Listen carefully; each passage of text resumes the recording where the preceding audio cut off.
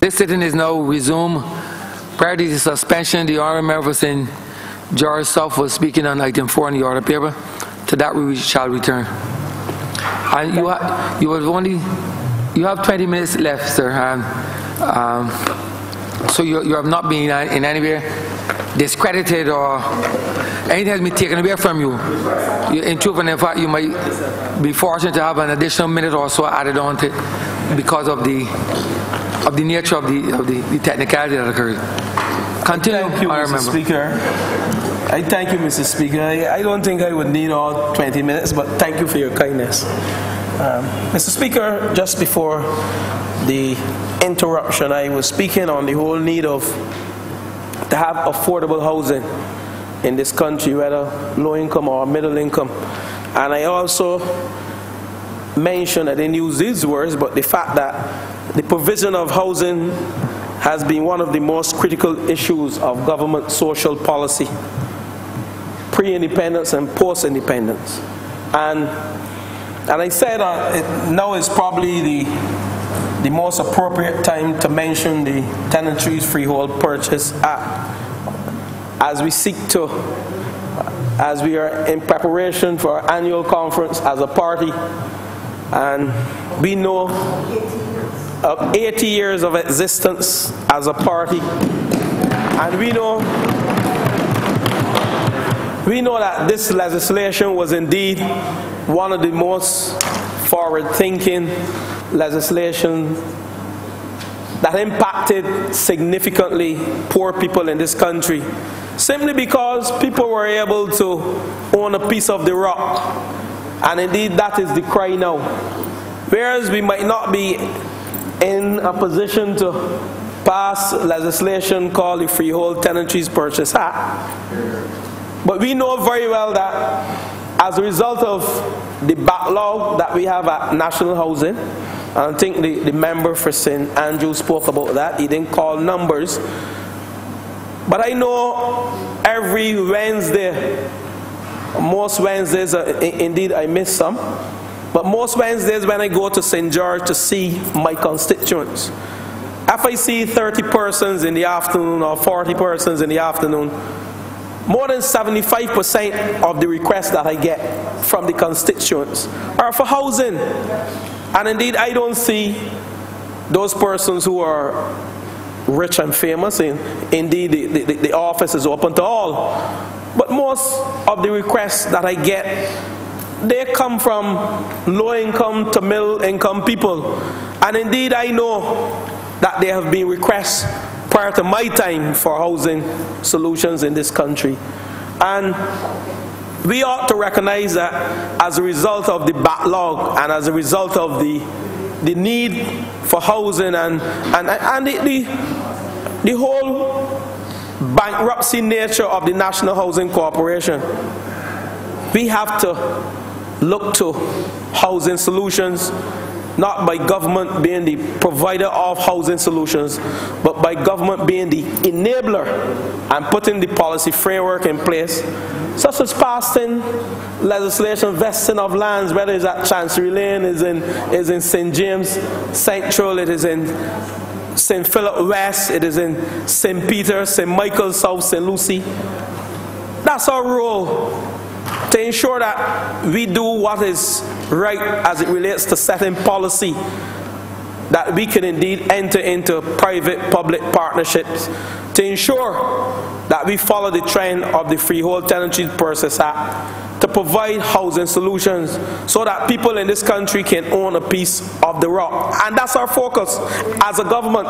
That's our focus as a government. And we will not lose focus. We recognize, though, that the last administration, and I don't want to spend 3 minutes speaking on this, but we have to remind the people of this country what transpired over the last 10 years. And we can speak to the housing project in St. Michael, South Central it is, Valerie, South Central, and the Grotto. south, sorry. Grotto is south and Valerie is south central. We can speak to those two housing projects under the last administration. And I'm doing it just to remind people, because we come here, or they came here, not us. Not us. This is a credible group of people in this house, including the member for St. Michael West. I say he's credible. Leave him alone. He's credible. But we come here as credible members of this House Assembly. And we make sure whatever we do in here will not disadvantage no class in this country. Because the last administration, in their quest to provide housing, and indeed they pride themselves on providing the most housing in this country, but there were not real housing solutions. There were houses built that stayed unoccupied for close to 5 years and even longer. And even longer. Colors change.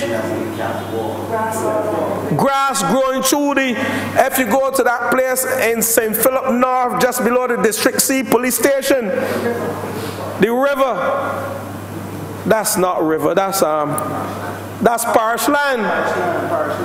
And the Honourable member for Christchurch West, I was on the tour with him. I was on the tour with the member for Christchurch West when he went and he put the pictures on Facebook. Now they have to retrofit. Let's look at Constant in St. George. These are some of the housing solutions they claim that they're provided for the people, that they can live in them. And I cry shame on the last administration. I will mention one other thing that they did. One other thing that the last administration did that I know very well the people of this country are still disturbed about. And I won't say it, but I heard some people saying that some should have gone to DOS, but I won't get into that. I won't get into that. But at the end of the day, and I heard some members stopping, but I ain't going to get into that. When you enter into a private-public partnership, or you claim that is not a real public-private partnership, to build the Valerie and the Grotto at a sum of some $18 million, and at the end of it, the cost of that project was some $28 million. Somebody claimed that the project had in too much steel, that's why it moved from 18 up to 28. Too much steel in there. I don't know. But worse yet, Mr. Speaker, the former member for St. Lucie, when he had to seek to clean up the mess, but he made a mess of the mess. Because in this chamber and in the media, he said that those houses will be sold to people for over $350,000. Now, which poor person in this country, which school meal server, which artisan, which janitor, which police constable, which security officer, which security guard, which worker on the road can afford to purchase a house for $350,000? You tell me. And those were housing solutions offered by the last government. And remember, and thank to the goodly doctor for St. Philip North who took this country out of their misery. Thank you, Dr. Current member for St. Philip North. He was the one who presided over those housing solutions. He pat his chest and pushed up his chest. And the 2013 manifesto of that last administration was all about housing solutions. But yet, the most requests we have are for houses and a huge backlog. But I want to say to the people having moved forward, this administration is focused. We recognize that we cannot do it as a government alone. We don't have the resources to do it. But we have people who will partner with this government to ensure that we provide good housing solutions for the poor people and also for the middle class people in this country. And while we are providing these housing solutions, it will be an integrated approach to providing housing solutions, because we will make sure that the quality of the houses, not like what we see up in Draxall Greens whereby the guys would say, they would use the term, the houses are bleeding. They had challenges with the houses because they were using what I call an inefficient and ineffective building method to provide housing, but still selling these houses at an astronomical price to working class people in this country. But we will make sure we use an integrated approach whereby we will address drainage, we will address sewage, and we will make sure that quality assurance is part of this integrated approach through our private partnership, our public-private partnership, as we seek to provide good housing solutions for the people of this country. But I wish, Mr. Speaker, in my wrapping up, to turn to the constituency that I represent, the good people of St. George South. And I will be forever thanking them for giving me this opportunity, this golden opportunity, to represent them at the highest level in this chamber with credibility and integrity. And I wish to turn to, thank you, member for St. Michael South, the star boy, and member for St. John, for St. Philip West, thank you. Housing solutions in St. George. In 2013, and first let me thank the member for St. Andrew and the member for St. John, because on election and when we assume office, I drew these issues to the members who are working on them. But I want the people of St. George to know that the issues with the land in Todd's, that the Democratic Labour Party pass around a paper and ask you to write your name down, and then they give the land to their friends who are not from St. George South. I want you to know that it is not a done deal, and I want you to know that the member for St. Andrew and the member for St. John, Honourable member, the honourable member, the honourable members, sorry, they know that they are honourable and I hold them in high esteem. Just a little slip. These honourable members will make sure that the people of Todd's and surrounding districts have the opportunities that they were supposed to have back in 2008 and 2013 under the last administration.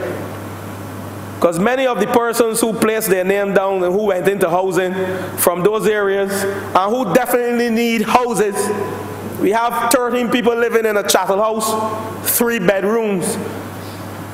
We have to address these issues. We have to address these issues, and the member for St. Andrew has promised me that he is looking into it. And every day I speak to him. They call him my father, the honourable member, but I don't mind that. He's a good man. And he spends time looking at these issues to see how well he can address the housing dearth as it relates to the people in Toz and the surrounding district. And I move now to Brighton. Under the last administration, Brighton and St. George as well, a similar thing. A number of persons from the surrounding districts of Waverley Court, Ellerton, Brighton, Draxall, Melverton, Bide Mill, Windsor, Campaign Castle placed their name down for these housing spots. Poor people, because they are low-income housing solutions, whether it's land or it is housing. And up to today, many of these persons have not heard anything from housing. I have drawn this to the attention of the member for St. Peter, for St. Andrew, again, the honourable member, and he too is looking into it. Because justice must be served.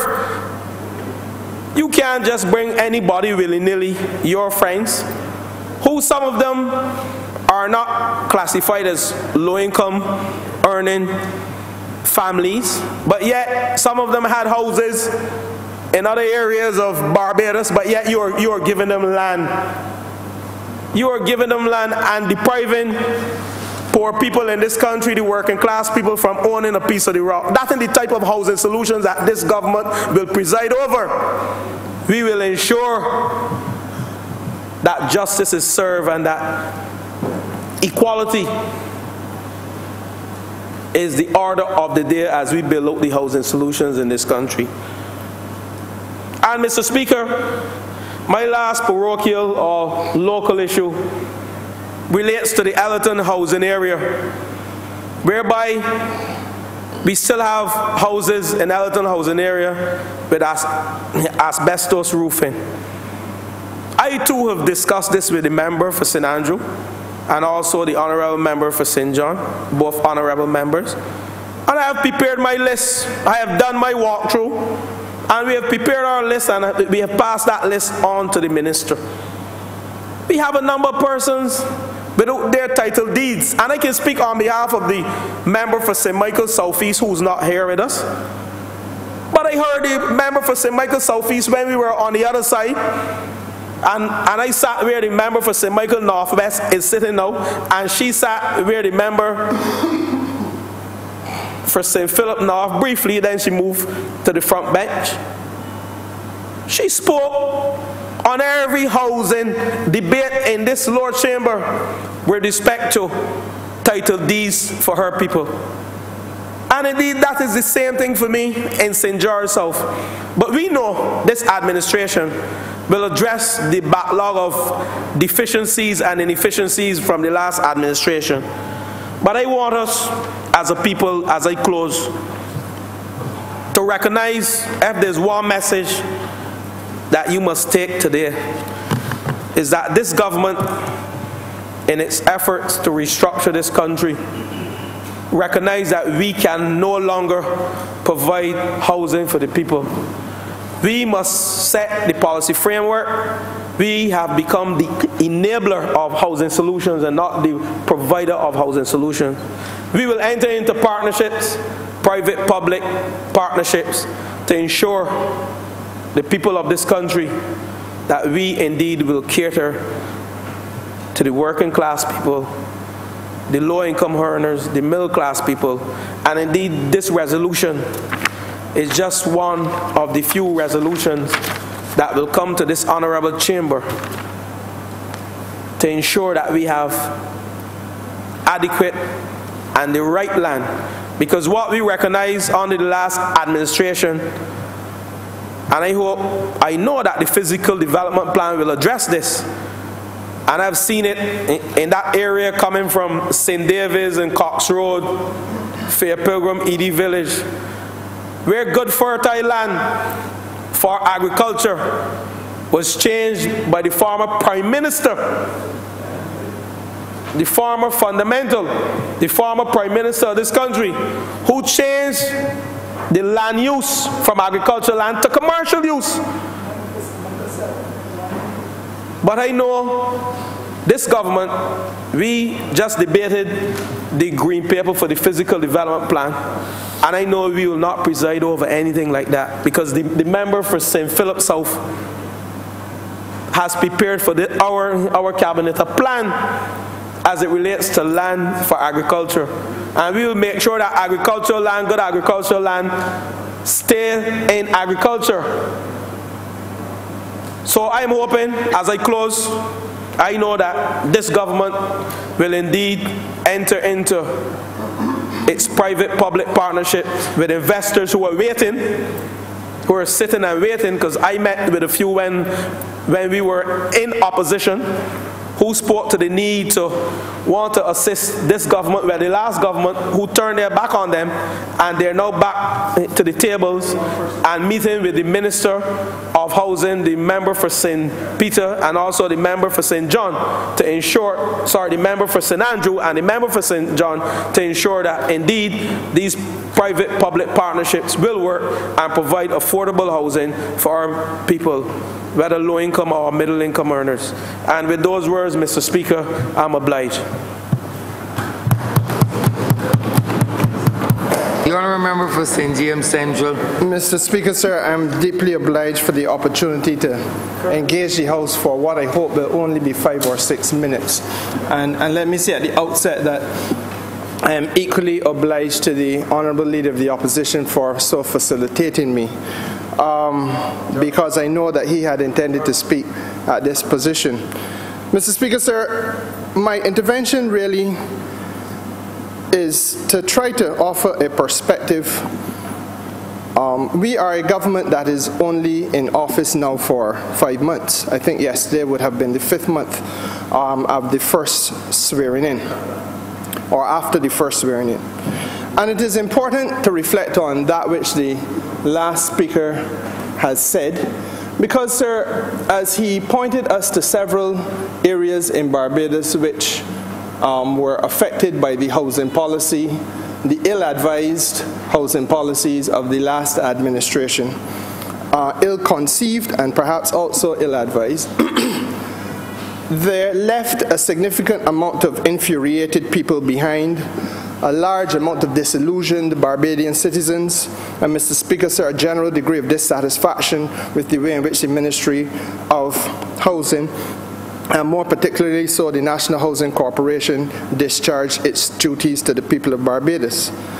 Now, I do not say this, sir, out of a spirit of acrimony or out of any sense of antagonism. There are some realities in my constituency, for example, and I have heard honourable members speaking previously in this debate make connection with those realities in my constituency, so I presume that it is fair to say that these things are island-wide. If you go into the Bagatelle area in Redmond Village, St. Thomas, Mr. Speaker, sir, that is a small housing development, but the issue of asbestos on roofs is still alive and well in 2018 October. And it is a matter, sir, that must be wrestled to the ground. The issue of overcrowding in units is still alive and well in October of 2018, Mr. Speaker, sir. And it is a matter that has to be brought to a halt. We have to face the reality that there are people who, because they cannot do better, and because the last administration did not wish for them to do better, were forced to be in a situation where they built on extensions onto existing national housing units.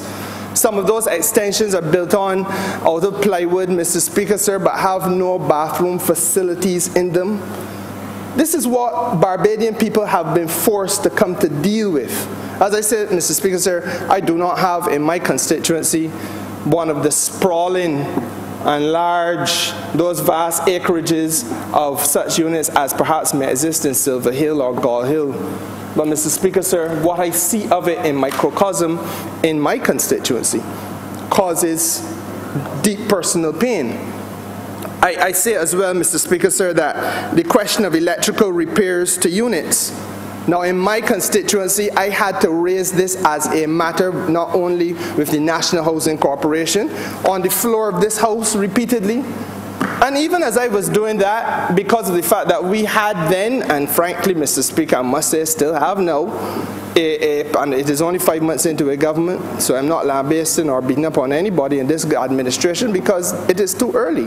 But the fact of the matter is, it is a chronic problem that must be addressed, where you have panels that are not protected, electrical panels, and you have instances where there are power failures and so on when the rain falls because of the fact that there's a little sparking that takes place. And you have, Mr. Speaker, sir, a stone's throw away literally across the road in Haynesville, 4 or 5 units that would have burnt down because of electrical problems about which the National Housing Corporation was previously notified and about which the National Housing Corporation had done nothing, Mr. Speaker, sir. And in circumstances in which there was no insurance for the property holders. Now, these kinds of things, Mr. Speaker, sir, are circumstances which cry out for redress, because this is treating our own Barbadian people badly, and the government has to do better than that. Now, Mr. Speaker, sir, I am of the view that to mitigate those situations, and also to mitigate against the consequences of some others that I see in Redmond Village, for example, where we have multiple units leading to a single facility. For example, 7 or 8 units having to use one well or one drainage system. And the reality is that when the well is backed up, you have a problem in several people's backyards. We, sir, have to do better. And I do not accept that we cannot do better. I believe, Mr. Speaker, sir, that it is not for us as a new government to enter into the lamentations and the criticisms that we could only deal with when we were in opposition, but it is for us as a new government to speak sensibly to potential solutions. One view that I have, and I will share now because the Honourable Minister of Housing is present with us and listening, is that I believe, sir, that, and he knows this piece of legislation well, Cap 224A of Barbados, the laws of Barbados, is the Condominium Act. I do not believe that the Condominium Act is a perfect solution to the challenges we have in the housing units across Barbados. But there is a glimmer, there's a kernel of the solution to be found in the Condominium Act's requirement that every unit holder in a condominium, because remember, condominium is really just a set of buildings under one common roof, or a set of units under a common roof, which is essentially what happens with the housing units. But what the Condominium Act requires is the recognition that every proprietor of a unit, every occupant of a unit, has a voice, or should be given a voice, and should be given the benefit of interfacing with the cooperative, and that the cooperative, that group of persons living under a common roof, should be encouraged to come together and to speak with each other about matters of common concern. And I would want to suggest, Mr. Speaker, sir, that the National Housing Corporation should engage with occupants of housing units across Barbados systematically, with a view to having them speak as a collective for every such unit, group of units, so that we can deal, Mr. Speaker, or identify the issues where they exist. As I said, the issues of overcrowding, if it is the issues of electrical problems, if it impacts on one or two units, chances are, Mr. Speaker, sir, it is a matter that will impact on all the others, especially in the absence of the firewalls. Mr. Speaker, if there's asbestos in roofs, it is a matter that impacts on everybody else. The bad drainage systems, that is a matter that impacts on the collective as well. And therefore, I believe, as just to throw out a perspective on the matter, that there must now be conscious and serious efforts at engaging in the collective. I am not asking engaging with the collective. I'm not asking, sir, for poor people to be saddled with the duty to recover money spent on repairs. That is part of what the Condominium Act proper thinks about and contemplates. But I am suggesting, sir, that the engagement and the benefits, the fruits of that engagement would be useful for the National Housing Corporation. The second point that I wish to make, sir, and the final point is this. Between 2013 and 2018, detailed work was done by a Public Accounts Committee on matters relating to the Grotto, relating to Valerie, relating to Lancaster, which is on the board of my constituency, and that of the Honourable Member for St. Andrew, and that of the member for St.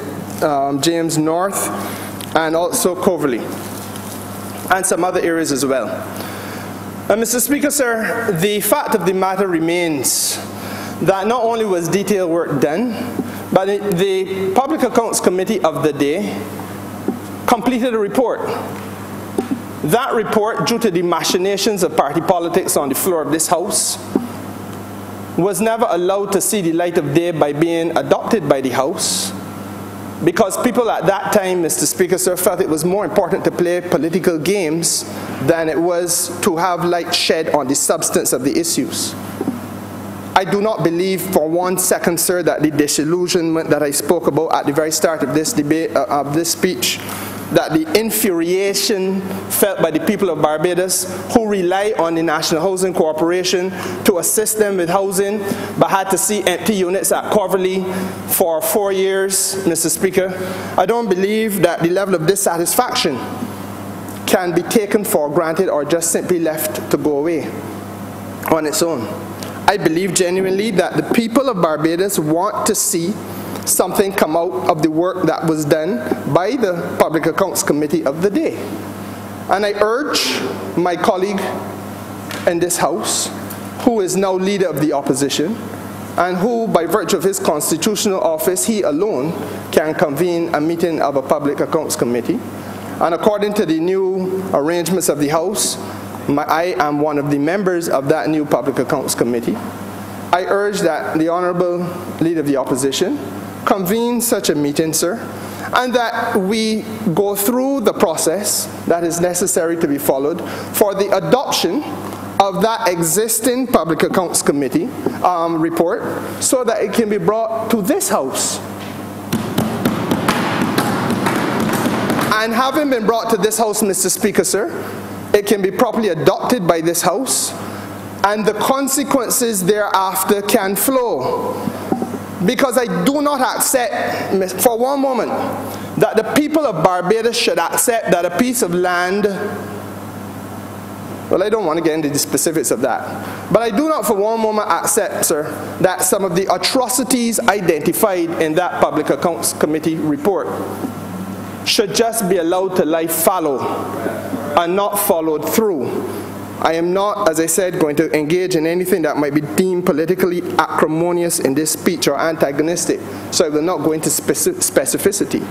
But we all know, because we all followed an election, a general election campaign, that there were some things that came out of that Public Accounts Committee report that were atrocious, that fell well short of what is deemed to be ordinarily acceptable and decent conduct by persons vested with high authority under the Constitution of Barbados. And those things, Mr. Speaker, sir, I urge must see the light of day. And I therefore from this place reach out to the Honourable Leader of the Opposition to do that which only he can do under the Constitution of this country. And I say to him that as a member of the Public Accounts Committee, when once he has triggered the process that only he can trigger by virtue of his power under the Constitution and his authority thereto, then after that, Mr. Speaker, sir, I am prepared to stand shoulder to shoulder with him in an effort to accelerate the process of getting that Public Accounts Committee report that was set aside by the last government, callously and indifferently set aside as though it did not exist, brought to the light of day in this House so that necessary steps can be taken thereafter. I am obliged to you, Mr. Speaker. The honourable member for St. Michael West. Thank you very much, Mr. Speaker. I would like to take, perhaps by cue from the Honourable Member of St. Andrew and Minister of Housing and Lands, and be brief in my submission on this matter today. Mr. Speaker, we join our voices from these hallowed chambers on both sides of the aisle with that of public sentiment in castigating the banks, the commercial banks of this country, for not obviously operating in the interests of Barbadians.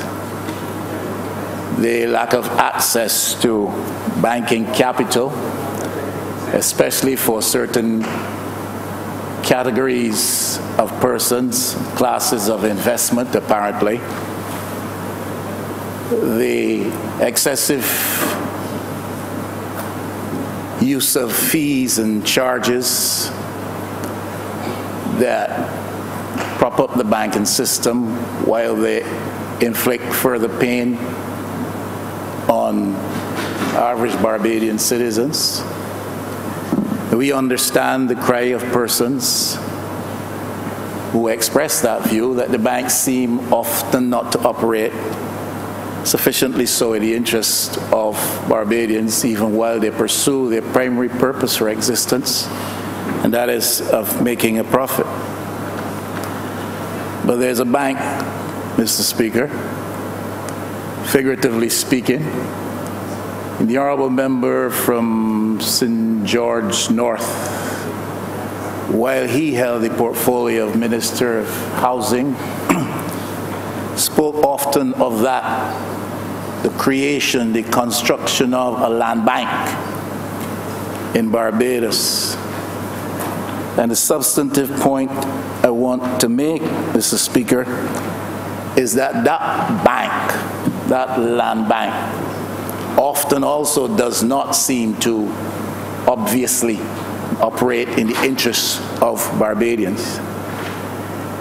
And I am of the humble view that the doors to the vault of that bank need to be open, that greater access may be provided to Barbadians, that they may acquire land, spots in Barbados, owned now by government, that they may be facilitated in their dream of becoming property owners. I do not know, and perhaps in his wrap-up the Honourable Minister could suggest to us how many lots have been transferred in recent years from the bank to the ownership hands of average Barbadian citizens. I believe that the idea of building up a bank of land, a land bank, is a laudable policy initiative. But if the doors of the vault are not sufficiently open, then access is denied to Barbadians of that which is something to which they primarily aspire in life. That is to own, as we say, a piece of the rock. Second point I would like to make, Mr. Speaker, is that there's a specific reform which is absolutely critical, necessary in Barbados at this time. And this government avows that it is much about the business of transforming Barbados and instituting or implementing reforms in various critical areas of national life. And right now I know there is a process of restructuring ongoing with reference to state-owned enterprises, state-owned agencies, albeit that that process is still not clear. The understanding of Barbadians, it is ongoing. But that is a restructure born out of expediency and necessity because of the need to respond to IMF-related criteria and the need to right the ship of the economy. And though those restructures are a reality, I believe that there is a sense in which we need to reform state agencies such that they serve in far better fashion the original intended purpose. Decentralization was intended, when introduced, to achieve certain levels of efficiency, to provide better quality of service for Barbadians by devolving institutions away from central government. That still remains, in my view, a laudable idea and one which ought to be pursued. But you and I know, Mr. Speaker, that over time, the culture has set in and has persistently obtained that these agencies are used in such fashion as that significant assets belonging or held in the name of the people of Barbados are removed from the immediate oversight of central government and then are allocated or assigned to these state agencies for the purpose of shifting them away from the immediate oversight of central government and the controls that come therewith, and from the immediate scrutiny of the public. And so now we're faced with a situation of a good idea gone bad for many years, where assets are allocated to the management of state agencies, and then central government, the parliament, the public of Barbados are not in a position to render the necessary scrutiny over the management and use of those resources. Indeed, when the Minister of Housing spoke, the Honourable Minister of Housing spoke this morning, he alluded to a certain situation in which land was vested in the NHC and set aside for a specific purpose, and that it was later on used to the advantage of some entity for which it was not intended or approved. And I don't quite recall the specifics of the case, but certainly such instances are numerous where we have been forced to lament that this was allocated to a state agency, and today we're talking about the national, the NHC, National Housing Corporation, and the fact that land, when they're allocated for certain specific purposes, may be used for other purposes other than those approved. And I'm simply saying that there's an imperative attaching to the reform process that must set in place systems and revise procedures and principles, regulations that will curtail that undesirable behavior, where when Parliament has acted in the best interest of the people of Barbados and assets devolved from the center, decentralized to the management of external but government state-related agencies, that these assets are not misappropriated or their use misapplied. I think that that is a serious issue.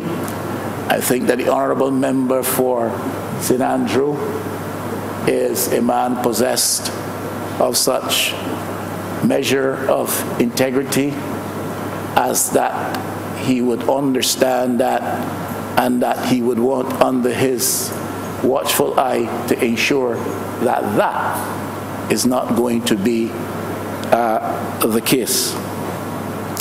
In that regard, we have to ask the pertinent question as to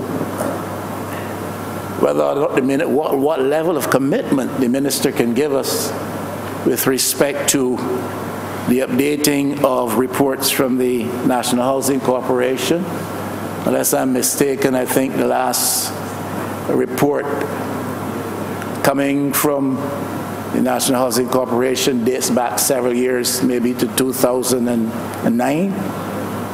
And that is not the way that we want to operate in 2018, because it's the people's resources that we're talking about. This government has put on record its intention to ensure that there are higher levels of accountability practiced, and we would want to ask of the minister to make some kind of a commitment as to when we're likely to see the next report from the National Housing Corporation.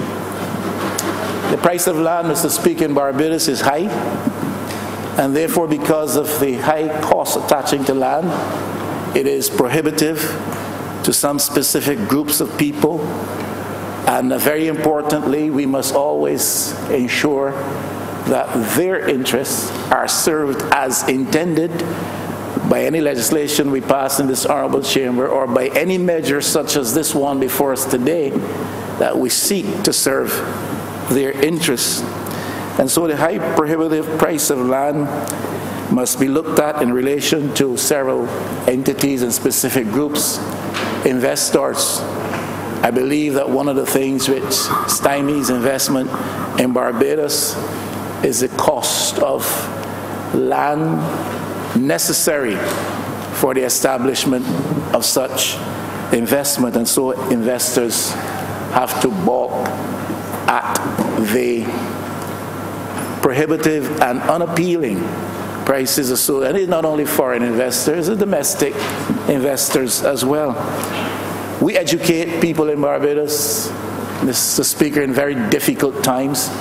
The government has not only committed itself to, but as I understand it, has already executed the necessary to ensure that Barbadian students are not deprived of the opportunity of a tertiary level education in Barbados because there's a cost attaching to it.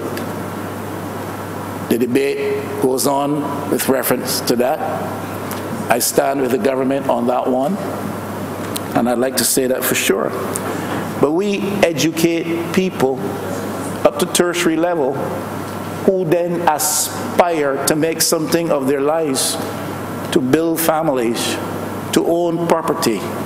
Having educated them, we then facilitate a culture and an environment, or we do not do enough to ensure that there is not the creation of a culture and environment in which land prices are so high such that those educated aspirants to home and property ownership in Barbados are left outside of the pale. Single income homes in Barbados find it extremely challenging to own properties.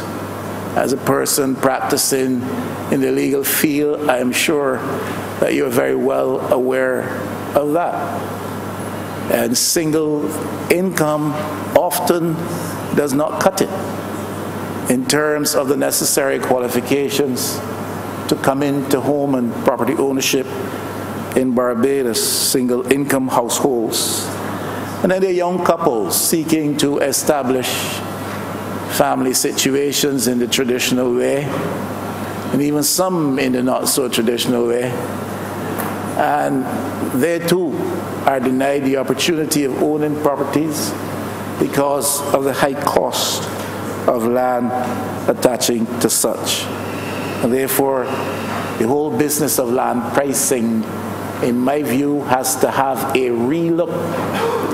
And if we are to transform Barbados, I always say, we have to look at structures of ownership in Barbados, and as a government facilitate the necessary shifts such that the undesirable features of ownership structures in Barbados are changed to the advantage of the majority. The high price of land also impacts upon business entities in our economy being able to compete with business entities from other regional economies who export into Barbados, therefore from whom we import, and whose prices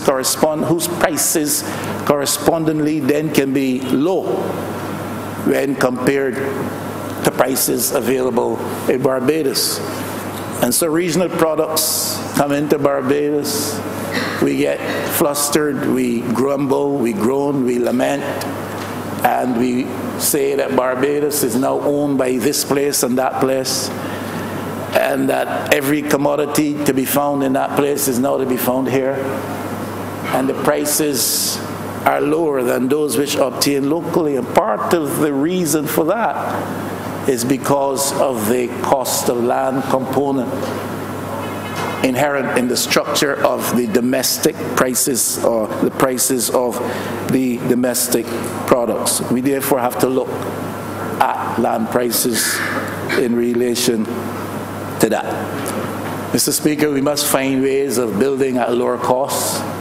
We persist in rationalizing the high cost of low-cost housing.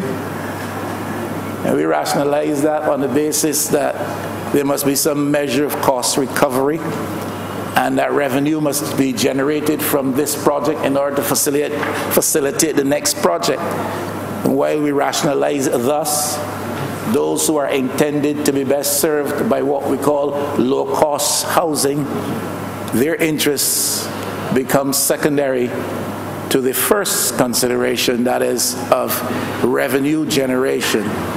And high costs in the interest of revenue generation does not cut it, because it does not meet the intended purpose and the philosophical goal to which we are committed. That is, as governments in a modern day Barbados seeking to provide land and house and property ownership for Barbadians, including those who need to have low-cost housing.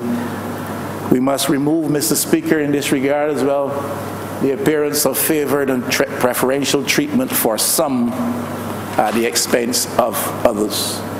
I think the minister as well alluded to that. And that is more than parents, Mr. Speaker, we know, you know, as well as I do, that is part of the reality out there. And that Barbadians really do believe there are those who are favored. So you may go to NHC 20 times in your lifetime, and you lament, as the Honourable Member for St. George South said was his experience even while minister, that there's no help to be found for you.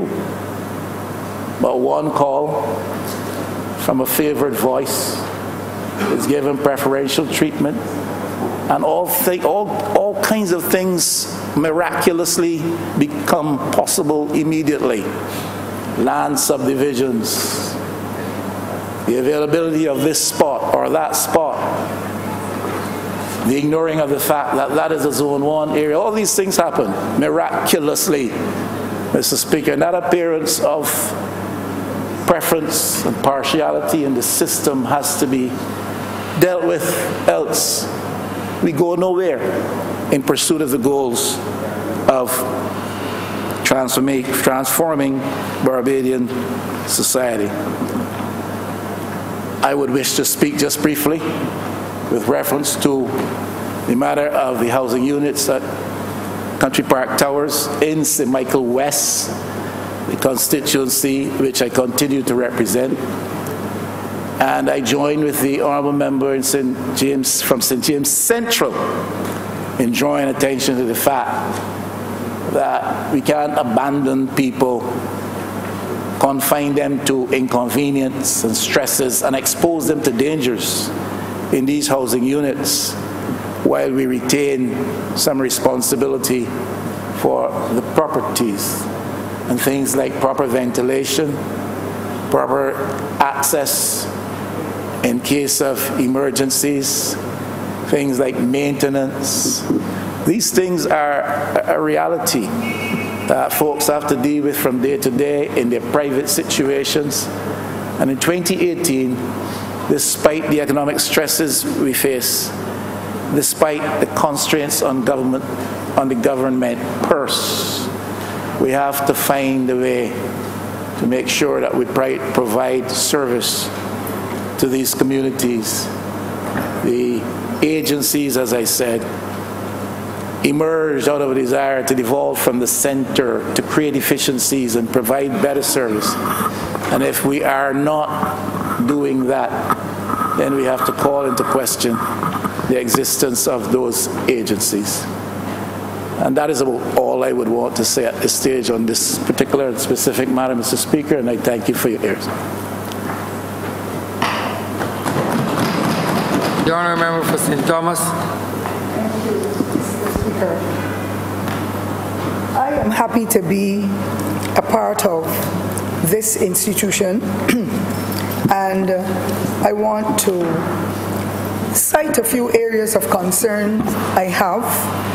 But of course, I have at the outset to really indicate my admiration for what the Barbados Labour Party would have done in its 14 consecutive years of service, acknowledging that before that even occurred, the Barbados Labour Party would have been an integral part of helping with housing solutions at all levels in this good country of ours. And so I support this resolution. I want to say, sir, that as a result of our good track record on housing, that we can cite some of our most recent housing units and developments so that members of the public can remember that Barbados Labour Party has done well in the time that it was offered to it and shall continue to do well despite even the economic circumstances we're under, because we believe in putting people first. And so I want to refer, sir, to a place called Kensington Lodge, and I believe that any society should develop its city. Kensington Lodge, London-born, Country Towers, Barbados Gardens. A lot of people don't remember Barbados Gardens, sir, Pondside. And then I go down to the north of the island, Dingstown, Orange Hill Development, and so on. Hundreds of houses were built in that time. not to mention the rest of the country, because I would want to use this time, sir, as wisely as possible. And what has happened with the last administration should have been better dealt with, because they always boasted of us having a land bank. And I can remember the Honourable for St. Lucie, that we have a land bank, but we are not building houses, and he is going to do this or do that. And yes, there was a land bank. And the Democratic Labour Party used that as their platform for when they came into office, sir. If there was no land available, they would not have been able to hit the ground running with building houses. So I am happy that they undertook that, because their manifesto pledges has said they will build 100 houses in 100 days and matters of that nature, sir. But I want to say, sir, that some of the houses that they built are projects that are still partially abandoned. The BLP ensured in its time that the Housing Credit Fund and the General Workers Fund were put in place to help ordinary Barbadians put a roof over their heads, or to improve the quality of the roof of the house. And so thousands of Barbadians, particularly maids, general workers, gas attendants, shop assistants, persons working in households, they were able to improve the quality of their lives. As a matter of fact, sir, you well know how the National Housing Corporation, the rural and urban developments, ensured that Barbadians had the quality of their houses, their housing stocks improved. And there's living testimony across the length and breadth of Barbados, including St. John, that never was ours, but thank God St. John is on board now, including St. Lucie, and those constituencies in St. Philip and Christchurch that were constituencies that were occupied by other members on the other side at that time. But we made no difference with the constituencies, because at the end of the day, we want only one Barbados, and the quality of life for all Barbadians would have been integral in what we were doing. That Workers' Fund, I need for the Honourable Minister to give us any ideas to what is happening, but I heard of the travesty associated with the Housing Credit Fund, and we need to know what is happening, because we are waiting, sir, for opportunities for our people, meaning the people in all the constituencies, and just not St. Thomas or Barbados Labour Party supporters, but all Barbadians be able to enjoy the quality of life that we know they deserve. We're seeing too many people in the newspaper that are homeless, and some of them are homeless because they want to be, but some have nowhere to go. When you go into some houses, the condition is so deplorable that it really is heart-wrenching to know that so many billions of dollars were wasted by the last administration, and they did not treat to the whole matter of housing stock in the way we expected. And sir, a lot of what we see today in the kind of housing stock across the island is as a result of a Barbados Labour Party that had the vision, through a Prime Minister who is now deceased for St. Thomas, that worked with his cabinet to bring about into this legislation here today, sir, today meaning in Barbados, that 37 or so years ago, legislation associated with the Tenantries Freehold Purchase Act, empowering Barbadians across Barbados in plantation tenantries that they can earn that spot at 10 cents per square foot. And a little later, sir, will tell you how awful it is now, where some of those plantation owners are unreasonable, unscrupulous, unfair, and duping some of our Barbadians. Today, 2018. I speak with a heavy heart every time, and whether people like it or not, I shall speak for the people of St. Thomas who have remained faithful to the Barbados Labour Party over the many decades, because they've had astute leadership at all the levels. And I have inherited from those persons, my successors, who did an excellent job before me. I am now laying the platform for whoever comes after me, continue to offer quality service to the people of the constituency of St. Thomas, and I encourage my colleagues to continue to do that in theirs. The housing neighborhood upgrade program is taking away my heart.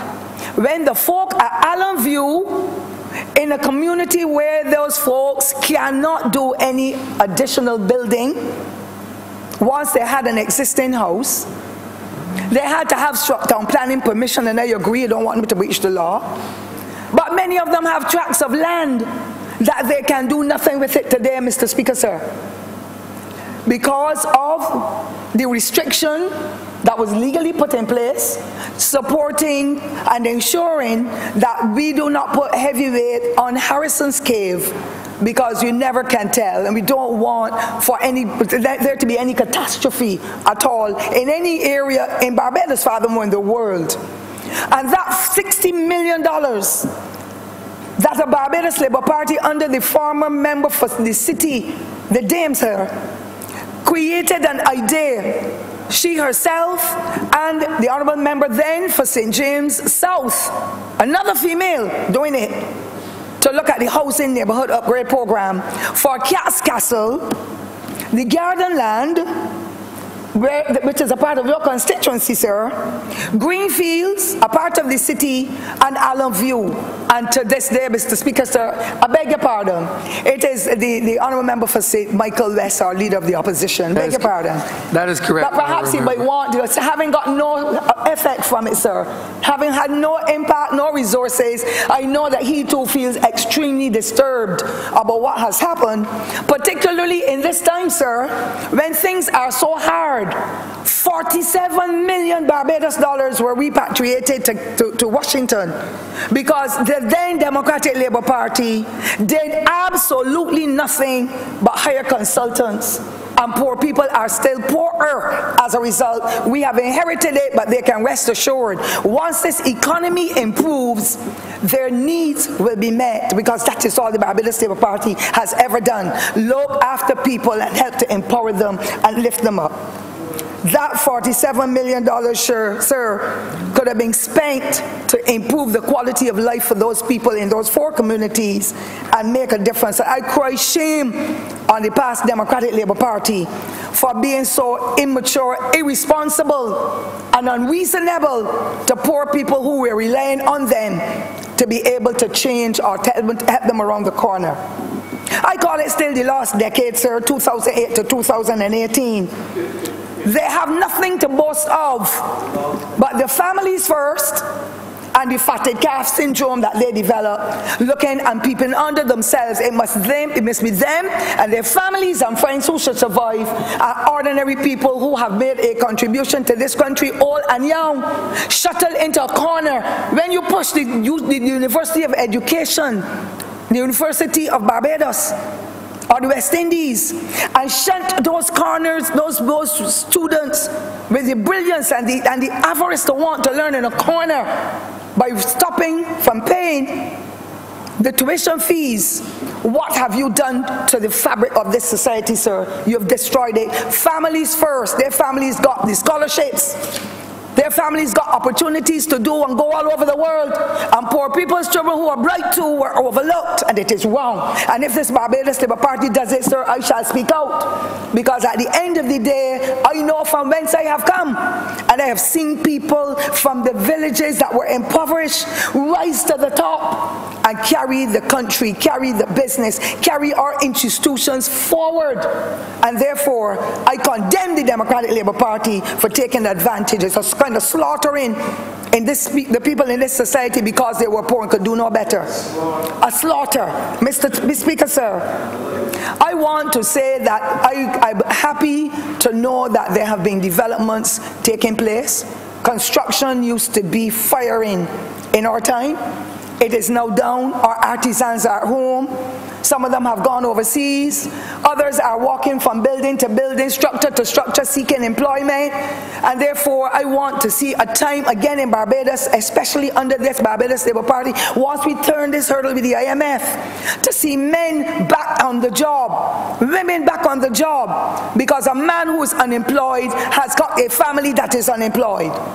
Or families for that matter, because we know how it is with major men. So they might have families that need to get some food, go to school, and so on. If the men are employed, they are going to get in trouble, because when a baby is hungry, when a child is hungry, when a woman is pregnant or hungry, he has to find a way to feed her. And women are so dynamic now, Mr. Speaker, sir, they too want to be able to work, that they can match the funds with the husband or the partner's funds to be able to improve the quality of their lives, to live on a better shed, a better house top, sir, to elevate themselves from where they are. And so I want, whenever new housing developments are going in place, for recreational spaces to be made available and mandated by the Town and Country Planning Department, so that there will be spaces. And we see what's happening in our housing areas. They are too cramped, there's no space, and so on, for the young people to play, the old ladies and so on to come out, and the old men to come out and recreate, and it is creating quite some challenges in our society. I believe that the recreational spaces with the old and the young mingling together with the generational linkages, that will give them a chance to be able to pick up some of the culture, some of the mores, some of the discipline, and some of the attitudes and so on in their communication in the area of space for playing. I believe that any other housing unit going up, sir, or set of units going up, sir, should follow the standard set at London Bourne, with a baby creche in the facility, so that women and men bringing the children in the village have somewhere to put their children. And I believe that should be the way for us to go, Mr. Speaker. I want also, sir, to say that I have had another blow. I speak about it all the time. I will give him his credit, the former member for St. Philip North as Minister of Housing, although he made a boo-boo in a lot of areas. When the formal communication went to him, he proceeded to acquire 47 house spots at 40 acre in St. Thomas. And I am paining because I have to pass there to get to my dwelling. 47 spots, as far as I was told, have been already allocated close to the election that has just gone, and not a boy or girl, woman or man who had applied from St. Thomas. Even those living in 40 acre, you have to pass those 47 spots to get down to what is really the tenantry at 40 acre. None of them, sir, has been brought into play. I will make further checks with the Ministry of Housing to be able to see if there's anybody who opted out. Because when I see the S, the P, the J, the E, all kinds of cars going in and demarcating spots, people in St. Thomas are hurting because they feel left out a second time. And I share their pain. Yes, sir. But you know, Mr. Speaker, it really is very interesting what that last government did. I'm going to go though, sir, first to say how I support a mixture of housing whenever spots are acquired and there will be any kind of construction taking place. Bajans still like to get a house spot and build to suit their pockets. Because if they're not getting the General Workers Fund, if some of the banks and the credit unions are not lending them, whenever they catch a meeting turn, they can go and pay to get a carpenter, a mason, depending what level the houses are at. Build from the back and come from the front to the front. My mother built a house from the back to the front with 8 children in it. There were inconveniences, but thank God today there are none. You can walk in freely. You don't have to step over any steel. You don't have to do anything. You don't have to bathe in the backyard and hide. Things have changed. And therefore, people still want some spots to build independently and grapple at their own pace to be able to get it done. But you know what is great about rural Barbados? I can't speak for urban Barbados in the same way. Those artisans that have been turned away from the work from the last administration, who are on the road now looking from spot to spot to spot where development is taking place to get a job, they will engage them in the community and the money will circulate. And you know, at the end of the day, what happens? More often than not, they don't even ask for money. The person who is building the house cook a big pot of food, and everybody who has the skills come in and work. That is how the Jehovah's Witnesses and the Seventh-day Adventists build their churches. community spirit, and they have some of the most beautiful buildings in the country. And so this is the kind of project when the Honourable Minister gets the opportunity to do some projects, to be able to focus on that.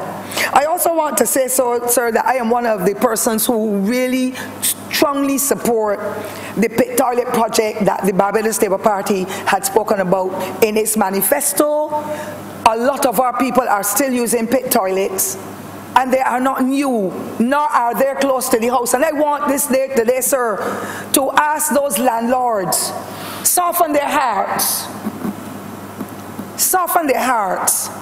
and help to give some permission for those persons, not only in rural Barbados, but urban Barbados, that they could at least get the privacy and the dignity of a waterborne toilet on their properties, so that they will be able to enjoy life, a quality life like all of us. A pregnant woman walking through a little track in the night, a little old lady with a walking stick, a little old man who's crippled partially. We need to make sure that they have a comfortable house to live in and a washroom in the house that will ease them. I also want to say, sir, that as we speak today in Barbados, where we talk about democracy, in the parish of St. Thomas, I still have some challenges with this 10 cents per square foot though, sir.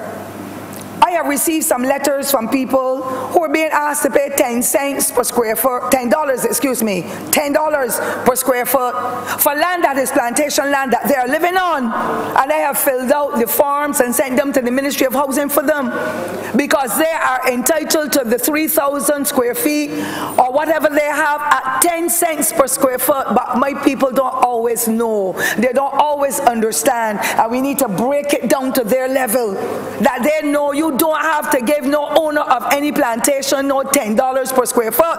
You are entitled to 10 cents per square foot. That is the law. And the way that it is being done, it really hurts my heart.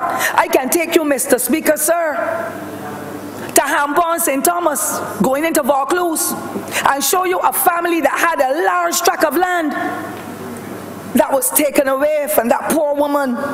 She went to the office the morning and signed away her life. And now she and her children are squatting on a little hill that town planning in our time refused to give permission. But you know what? The ink had already dried on the paper. And when you go there today, Mr. Speaker, a massive road and some bungalows, I can't even call them bungalow, mansions, are going up in that area now on that woman's land. 10 cents per square foot land. She got nothing. I can go back in 40 acre in the tenantry and show you a woman who had 2 other spots that her family had paid up and they qualified for the 10 cents per square foot land. And the owner of the land came and said to her quietly in the office the morning as well. She said, "How much do I owe you for these spots of land?" She was told, "It's going to be so expensive you can't pay me." Ordinary woman in understanding. You know what? She was told, "Give me back those 2 and take that one you have for free, Mr. Speaker, sir." She only had to pay about $500 for each spot. 5,000 square feet, 15,000 square feet. That woman has children and grandchildren and is now applying for one of the housing spots at the new 40 acre that probably will go at $8 or $10 a square foot.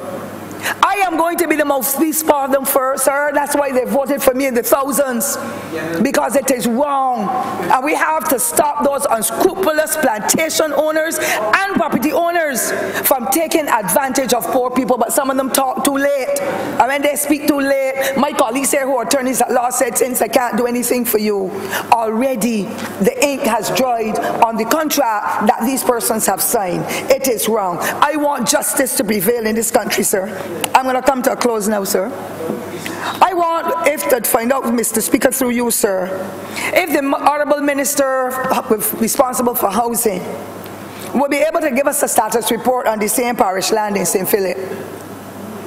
I vividly remember in 2009, sir, when the now late Prime Minister for the Democratic Labour Party shut down Barbados to Sunday evening, took the whole of CBC to Merrick's in St. Philip, set up stages, had champagne and lots of food to eat, music, to hand over houses and the first housing project under them to people in the community. They did not even have proper roads, but they started to build the project without town planning permission. But that is not the point. The point is, one person was called up and given keys. And when her son was called and said, your mother is now one of the home earners, he said, well, my mother didn't even apply. So I don't know how she got keys.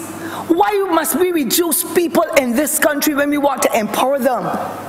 Invite them to a show and hand them keys that are dangling when most of them perhaps had done the down payment. I wouldn't say all of them didn't. But nobody can do that to me, Mr. Speaker. Don't let anybody do it to you, those who are in earshot of what I'm saying. You pay for it, you don't have to be exposed. I believe, Mr. Speaker, sir, that today, knowing that CBC is owed over $100,000 by the Democratic Labour Party, I wonder if some of it is for that function. 100 million. 100 million. Yeah, but I'm talking now personal from the Democratic Labour Party end. Is 100 million? I thought it was 110,000. 100,000. That the Democratic Labour Party as an institution. You are correct. You are correct. Not the government as an institution.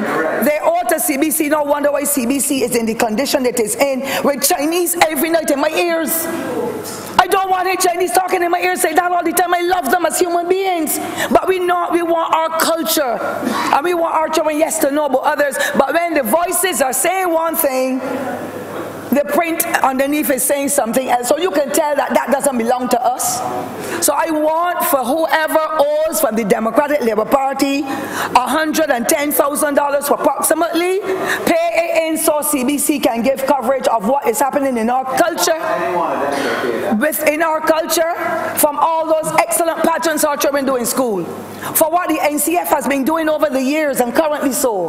For what is happening in our villages, I want CBC to be empowered, therefore pay in the $100,000, Mr. General Secretary, formerly of the Democratic Labour Party. I want also, Mr. Speaker, sir, to let the members of the public know, no wonder why Barbados is in this impoverished state. While spending by the Democratic Labour Party, where we know up in the grotto, hundreds of dollars per square foot, to build that property up there, we were in millions of dollars in debt in this whole housing situation that I consider certain aspects of it a travesty. I want to say, sir, and to ask through you for the member of St. Andrew, sir, the Honourable Minister, to let us know about houses that we learned that members as our senior in the Democratic Labour Party got, or lands that have not been paid for. I understand, sir, that somebody built a 6-apartment house in St. James. I understand another one is happening under the hill by West Terrace, our husbands. Another 6-apartment block. Did not pay a cent for the land. The Honourable Minister has to do his investigations. Let us know. Too many poor people in Barbados. Too many homeless people. Over 500 of them. We rely on Mr. Safri and others to feed them. I want to know, sir. I also learned, sir, that there are 3 other leading members in the Democratic Labour Party who got spots over in St. James. I'm not going to call the community. The minister would know. And that they got them for free, sir. I am paying a mortgage. Members in here are paying mortgages. Some people would be glad to pay a mortgage but can't get a house because of who they were or where they come from, other the dams. I want those 3 leading persons whom we have heard, and it is alleged that they got free spots, for the Honourable Minister and his team in the ministry through his permanent secretary bring the facts and let the people of Barbados know that they have been duped by the Democratic Labour Party and has us in a rut now where this Barbados Labour Party at less than a month old had to go to the IMF. But thank God for my leader and the Barbados Labour Party in the cabinet for lending the support to build courage and let Barbadians know we care and we will continue to work with you to give you a better life. I also want, before I close, sir, to say I should have added on that the Democratic Labour Party therefore set the trend of breaking the treasury and printing money through the central bank to curl people's hair and brought us to this rut. And I have to suffer like them, because when my people come in front of me and they are crying, can't send school the children, no food to cook, can't pay the light bill and the water bill, and welfare is up to its neck in giving the resources. I want them to find those men and women who left in here, Mr. Speaker, sir, and let them get something. Or I am recommending it, I'm not saying it's going to happen, if they can get their pension, give it to them, because they still have to live here, because they got to live on high. But any money at all, Mr. Speaker, I say so, not my other colleagues. When it comes to the gratuity, hold on to it, because we need it to help to carry this country forward with the IMF. Hold on to the gratuity, give them their pension. I still want them to live there. We're not all bad. And I close, sir, by saying that these decent, hard-working Barbadians and these breadwinners had to go home because of mismanagement. We empathize with them, we sympathize with them, because it's not easy to get up this morning and to lose your house that you may have gone and paid for through the private sector. And I pray that sooner rather than later, those groups of individuals, those couple hundred people who have been sent home, because we have to stabilize this country. When the Democratic and Labour Party mash up, we now have to see if we can buy back and build courage and make people feel safe in a country that was stable in 2008 when they took it over. I want to finally say, sir, that I ask for God's guidance and intervention in helping us to achieve the goal of giving back Barbadians their dignity, helping them to go to work and work productively and feel safe knowing that they have done the best they could under the circumstances. The final comment, sir, is to do with the Anglican Church, and to ask the Honourable Minister and others to negotiate with the Anglican Church. They are the biggest landowners after the plantation owners in this country. They have massive tracts and acres of land, thousands of acres of land dotted across the whole of Barbados. I am an Anglican, so you should know. And therefore, I am asking the Honourable Minister through you, sir, how negotiations can take place in a private public partnership to be able to approach the development of some of the land that the Anglican Church has. I know that the one in St. Thomas that runs to the back of the Freedom Village project and goes all the way up and reaches over to Content, that they had a plan before. But perhaps in these harsh economic times, they cannot generate the kind of investors that will help them with it. I want the government to bring them on board and negotiate with them, because people in St. Thomas want housing too. People across Barbados want housing, and they believe St. John has got the highest amount and largest amount of Anglican church that has land. What is the point in holding on to it when the money can be invested and it can even improve the quality of the churches? St. John's Church is has one of the most picturesque views in Barbados. The one at St. Margaret's, the one down on thing by Jordan's Prospect, is that what it's called? Some of the most beautiful locations. I believe too that the Minister of Tourism might want to be able to do a project with those churches as well, to be able to get them to be a part of our heritage locations and make a difference. I know St. John's Church is doing well, but we have others that are dotted near the beach side that will be able to benefit by it. And so, Mr. Speaker, I want to ask that a lot of that uncultivated land, it is lying fallow now for many, many generations, that the Honourable Minister, through his astute leadership so far, and of course I can refer to his past performance, will be able to have that kind of communication and dialogue, so that the Honourable Minister of Housing and of course the member for St. John would like to get that kind of assistance and guidance as well. But I'd like to ask them through you, sir, to be able to make an effort to help us to be able to build out the housing stock and to build quality houses, and not houses that before people can live in them, the termite coming through the ceiling, because we're seeing a lot of that in some of those multi-building house projects. People are getting just a shell for a house. They have to put in the tiles, put in the cupboards, sometimes put in the partitions, build the steps. I would like to, with those projects that are going to come on board, sir, to be a turnkey solution, so that when people come, they turn the key, move in your bed, move in your furniture, put in the baby crib, and so on and so forth. But what they're getting now for $200,000 and $300,000 is really not what Barbadians expect. And there's no way that I'm going to buy anybody's house, that when I go to turn the key, I have nowhere to put the groceries because there are no cupboards. I only have the step to come up, but I don't have any railings, any gallery to stop me and my children from falling over the incline.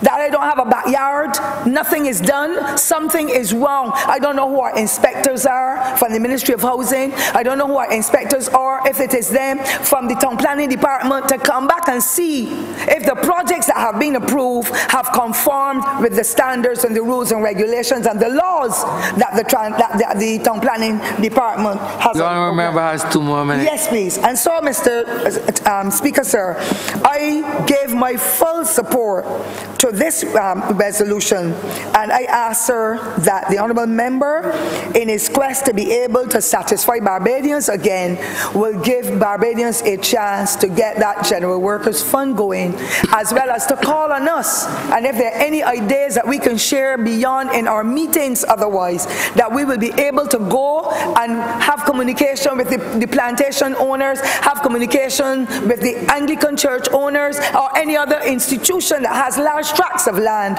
so that people can be able to get better housing solutions. And I pray, sir, that the Ministry of Housing that has attached to it rural and urban development, rural development, will give us an opportunity across rural Barbados to get better housing stock for our residents who have been reeling for the last 10 years under a Democratic Labour Party that was clueless, that had no interest in human beings except to vote for them, that had no interest in fleecing the people of Barbados through the Treasury. I ask, sir, that we work with those people, all Barbadians, despite whatever constituency, despite whatever political persuasion, whatever class, whatever creed, work with them, because we believe in a better life for our people.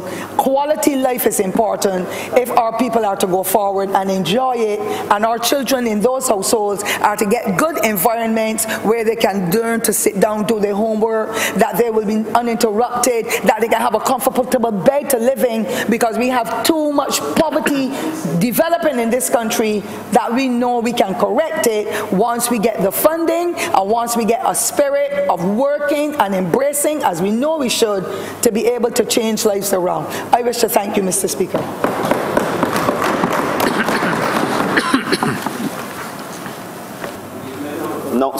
Announced by Your Honour, the Speaker.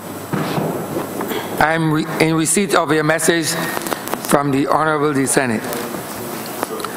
Message from the Honourable the Senate to the Honourable the House of Assembly. The Honourable the Senate has the honour to inform the Honourable the House of Assembly that at its sitting on Wednesday, 24th of October, 2018, the Debt Holder Approval of Debt Restructuring Bill 2018, the Road Traffic Act, the Road Traffic Amendment Bill 2018, and the National Insurance and Social Security Amendment and Validation Bill 2018 were amended in the terms as cited below. In the Debt Holder Approval of Debt Restructuring Bill 2018, at Clause 4, Subsection 1 and Subsection 2, the words 5th day of October 2018 were deleted and substituted by the words 29th day of October 2018, therefore. Similarly, in the second schedule at parts 1 and 2 of that schedule, the words Friday, 5 October 2018 were deleted and substituted by the words Monday, 29 October 2018, therefore. In the Road Traffic Amendment Bill 2018, Clause 2, Subsection B was amended by deleting the word 24 in the second line of that clause and substituting the word 11, therefore, so that Clause 2, Subsection B should now read, by deleting the words 11 to 24 in the definition of minibus and substituting the words 11 to 57.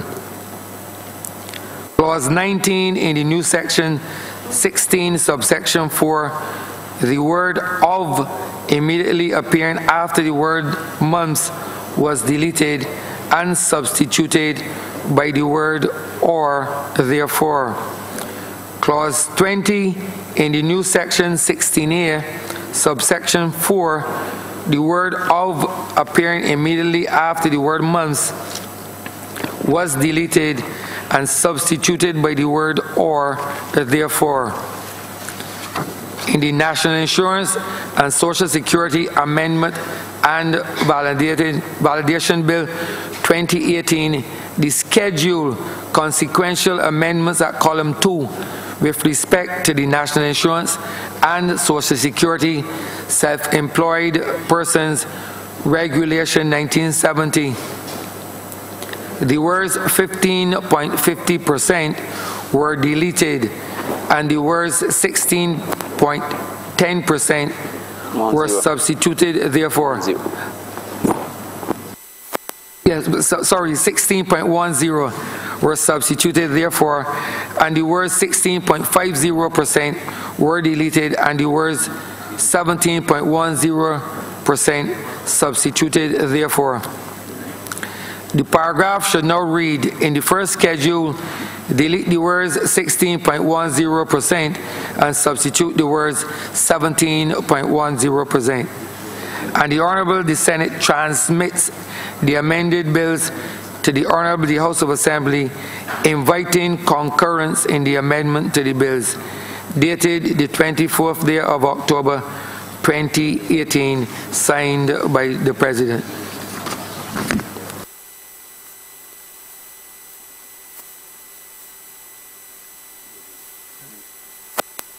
I am not in receipt of the minutes of the meeting held on Tuesday, 23rd October 2018. Mr. Speaker, I beg to move that those minutes be deferred. The question is that the aforementioned minutes dated held on the 23rd of October 2018 to be deferred. All those honourable members in favour, please say aye. Those against, please say no. The said minutes have been deferred. You're going to move to post. Recommittal of government notices. Recommit. Exactly.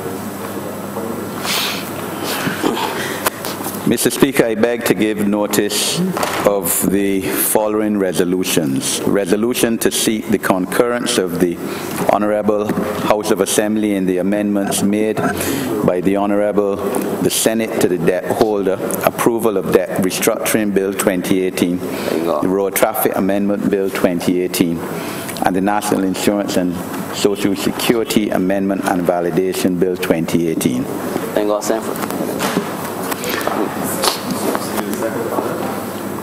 No, because you're giving notice. Government business recommitted. So the suspension of suspend. I will do this now and then. Yeah, but he's saying that you are suspending resolution. Oh. Okay. Just ask for.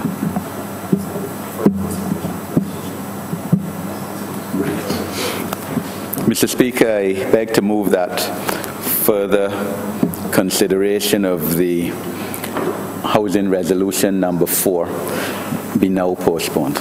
Beg to second that. Question is that the aforementioned resolution be postponed.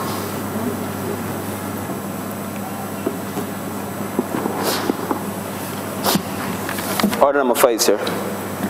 In the name of the Honourable Acting Leader of the House, to move the passing of a resolution to seek the concurrence of the Honourable the House of Assembly in the amendments made by the Honourable the Senate to the debt holder, approval of debt restructuring Bill 2018, the Road Traffic Amendment Bill 2018, and the National Insurance and Social Security Amendment and Validation Bill 2018.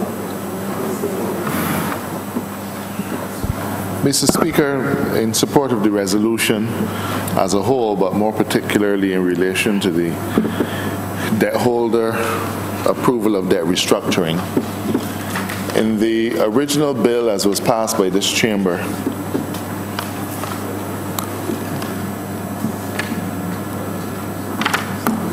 in relation to the schedule,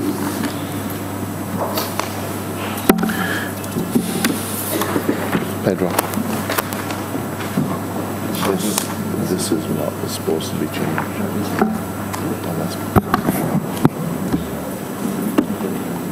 In the message. So we got.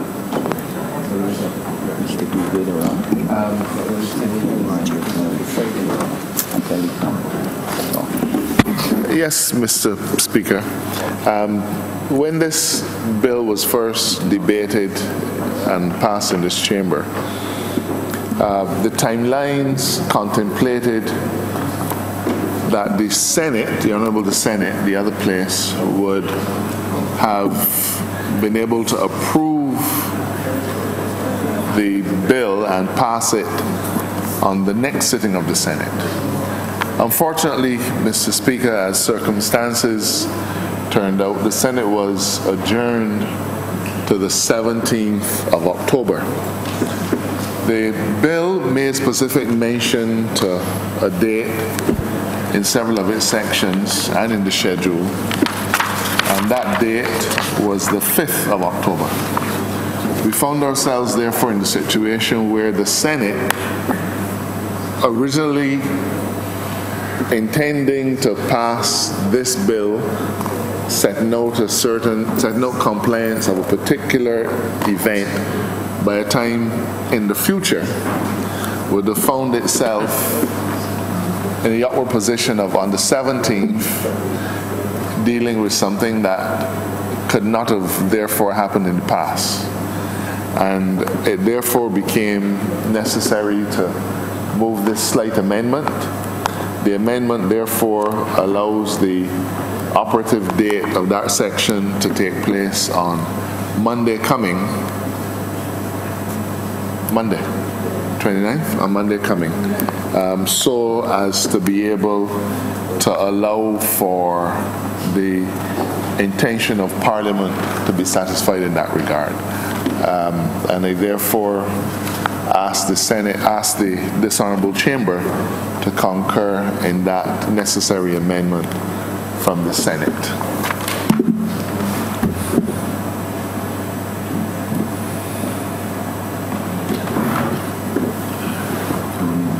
The question is that this Honourable House concur in relation to the aforementioned bill.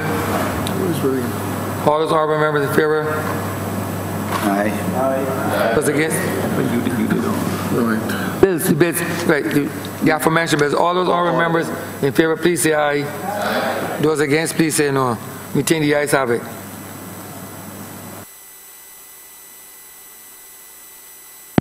That is it.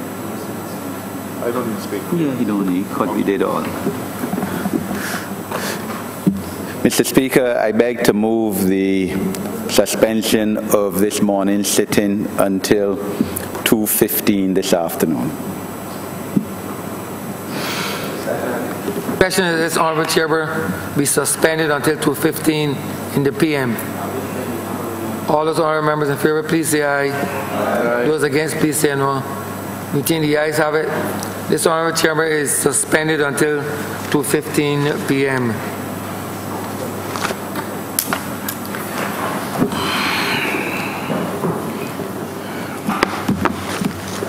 Just two speakers and done with it.